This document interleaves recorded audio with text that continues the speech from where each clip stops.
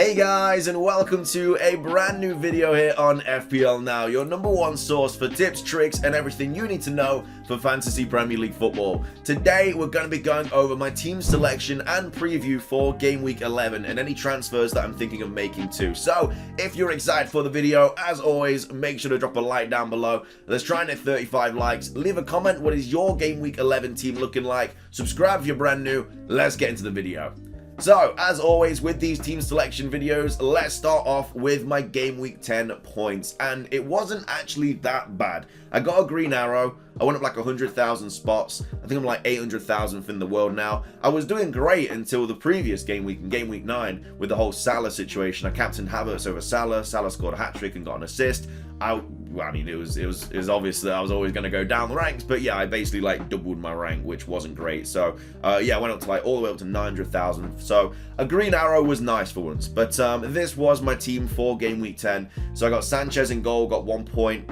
Trent got 1 point. I brought Trent in this week as well, hoping for a clean sheet against Brighton, but somehow they conceded 2. I don't know how you can go against United and win 5-0 and then go against Brighton and lose and draw 2-2. Like, it's crazy. Like, I know that Brighton probably have a better defense than United at the moment, but yeah, I just wasn't expecting Brighton to score 2 goals against Liverpool, but it is what it is. Semedo doing what he does best, giving me 2 points. Honestly, Wolves' defensive record is good, but they just concede 1 goal every single game, and it's so annoying because Semedo is just getting me 2 points every single game, and I cannot wait to get rid of him.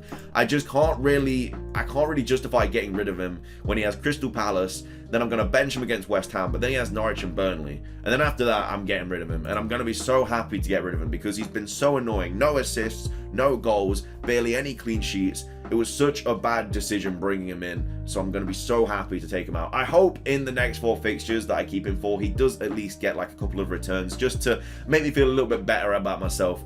For bringing him in instead of like other players. And then I got Rudiger as well, who got 6 points. Again, he's had the most shots out of Rudiger, James, and Chilwell in the last few game weeks. He's had like 8, whereas like Reece James and Chilwell have had like 3 or 4 or whatever. So Rudiger not scoring is actually quite surprising, but hopefully if he keeps taking that amount of shots, he will tick over and actually score a goal or 2 and get me some nice returns. Because a lot of people don't actually own Rudiger now. They've all opted for James and Chilwell, which is fair enough because they're scoring and they're getting clean sheets as well. So hopefully if Rudiger scores, it really helps out my rank.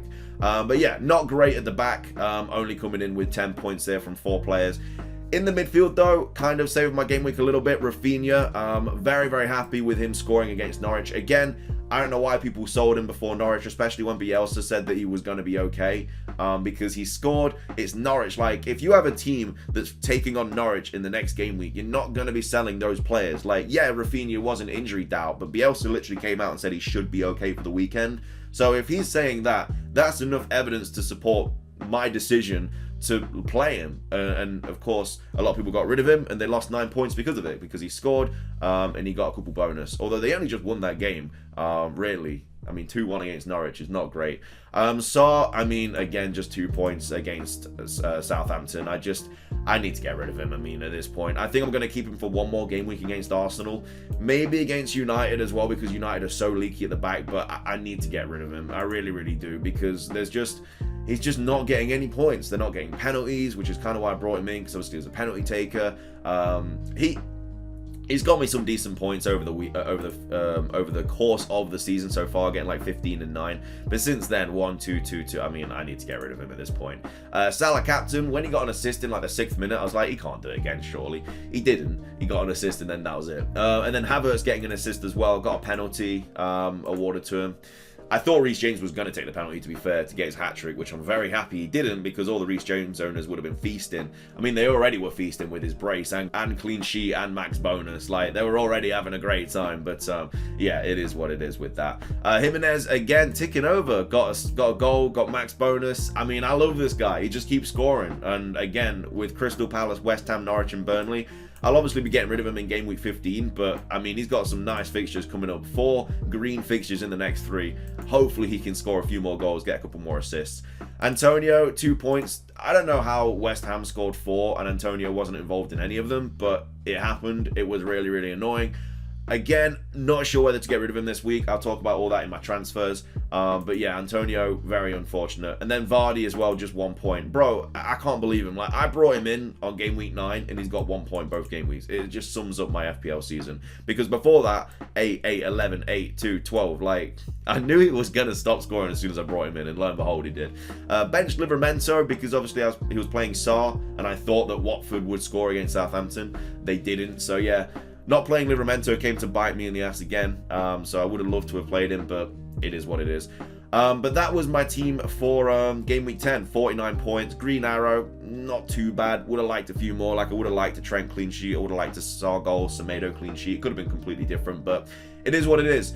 Going on to my Game Week 11 team though, and we have Sanchez in goal. Finally, his fixtures are better again. He had Liverpool and City back-to-back, which again, 5 points from 2 games isn't that bad for a goalkeeper if you're playing 2 of the best teams in the league. So I'm kind of happy with that. But then he's got Newcastle now, and Newcastle don't look great, so hopefully he can keep a clean sheet there. Then he's got Villa and Leeds, so hopefully a couple clean sheets in there, and I need him to as well. I need him to get a clean sheet for this upcoming game week.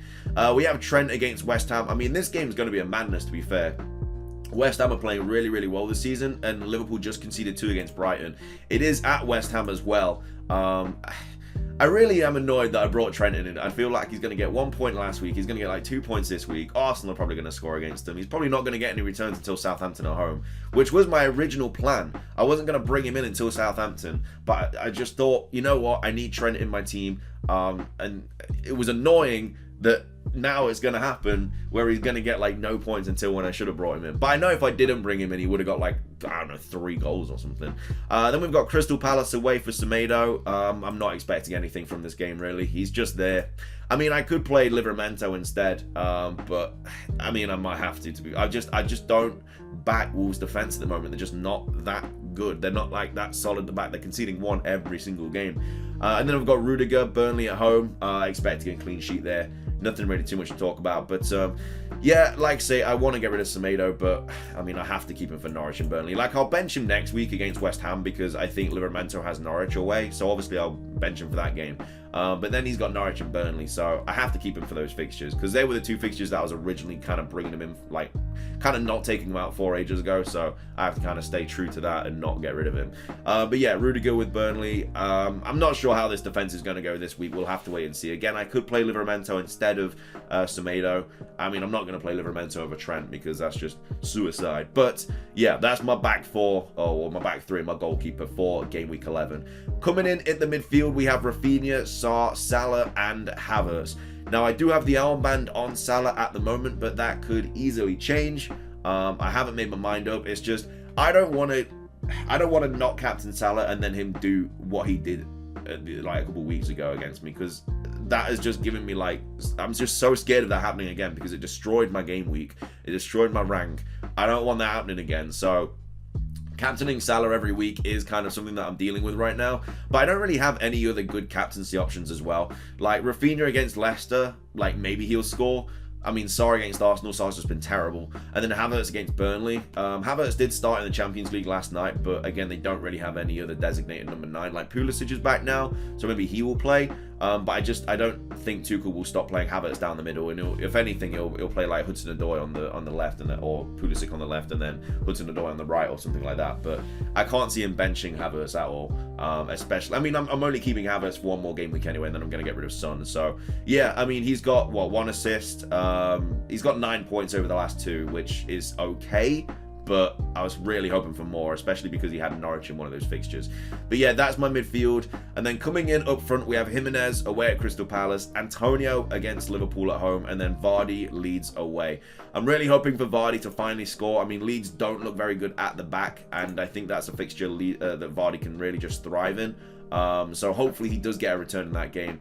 Antonio, Liverpool at home. I mean, it's a tough fixture, but they did just concede 2 against Brighton, so I really don't know what to do with Antonio. Again, I'll talk about it in my transfers in a minute, but yeah, Antonio, Liverpool at home. I could bench him this week and play Livramento, who's on my bench, instead.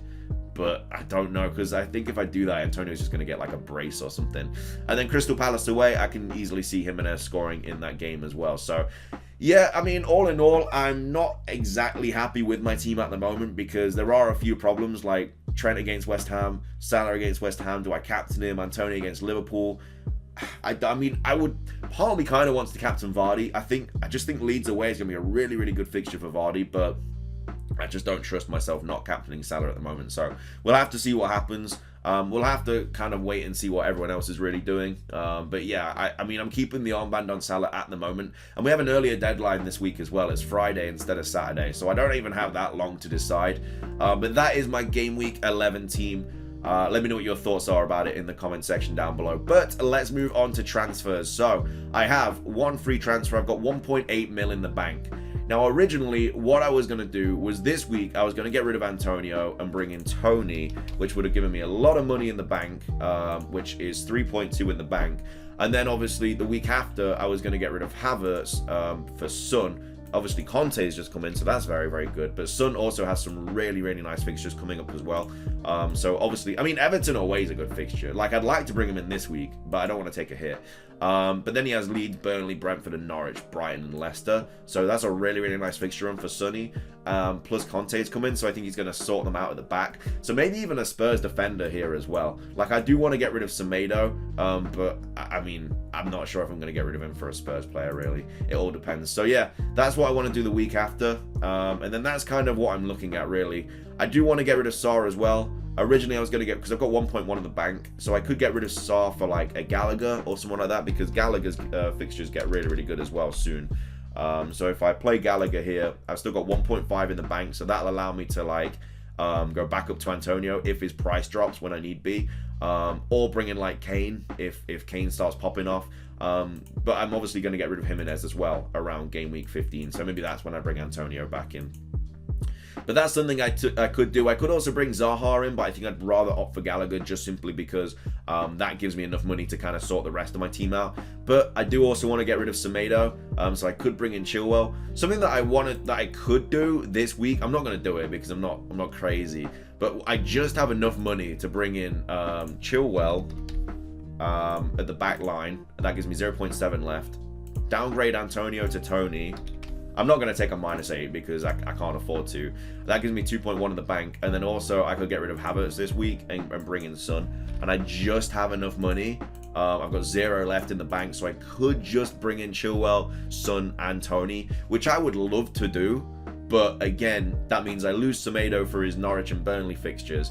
I lose Havertz for his Burnley fixture. I mean, I want to get rid of Antonio anyway, because I just think that Antonio is going to, like, his fixture's just so bad. Like, yeah, he has Liverpool, then he has Wolves away. I mean, I wouldn't be too bothered about the Wolves fixture because I'd be benching Semedo that week anyway, because Livramento has Norwich, I do believe. Livramento has Villa, yeah, then Norwich, then Liverpool, which isn't great. But, yeah, I mean, after that, he then has City, Brighton, who, again, Brighton are good at the back. Then he has Chelsea, then Burnley, Arsenal. Like, I would probably want to bring him in around game week 16. So, I mean, the bad thing is, like, Jimenez has Liverpool in game week 15. And obviously Antonio has Chelsea in game week 15, so it's not like I can bring one of them in because they both got the worst fixtures going.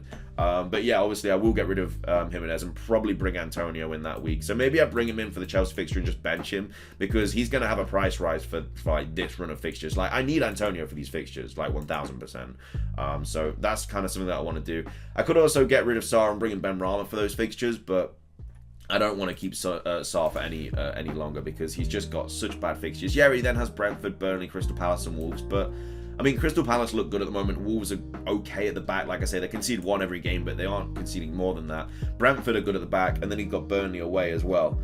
So it's not like the best fixtures. It's not like a Norwich or a Newcastle or anything like that. So, yeah, they just don't look good at the moment. So yeah, I really need to get rid of Watford players, which is obviously Sarr and Sissoko. I'm not too bothered about Sissoko because he's just kind of bench fodder at the moment.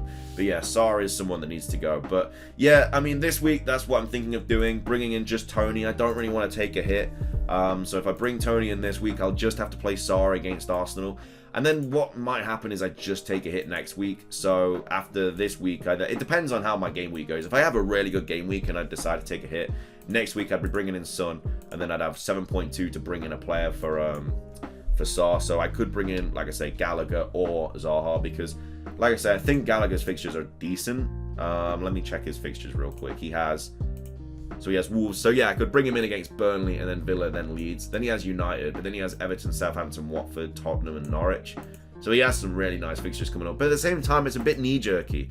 Because if you take a look at his points, like before this 13 one, we had 2-2-2, 4-2. Like, it's a bit knee-jerky. And to be fair, that's exactly what Sar's looking like right now. So Sar could easily have like well, I mean, it's a lot worse, to be fair. He's literally had the worst. Oh no, that's Sissoko. I was going to say, I was like, what? Jesus, that would have been bad. No, okay, let me bring Sar back in. Let me restore him real quick. So yeah, obviously we've got Sar here. He's had 2-2-2-1. Like, he could easily score against Arsenal, and then that would make my life like a little bit harder, because I'm like, do I keep him now? So yeah, I hope he scores against Arsenal, but yeah, that's kind of the transfers I'm thinking of making. So this week, bring in Tony, and then next week, take out Havertz for Son, and then decide if I'm gonna get rid of Sar as well. We'll have to wait and see.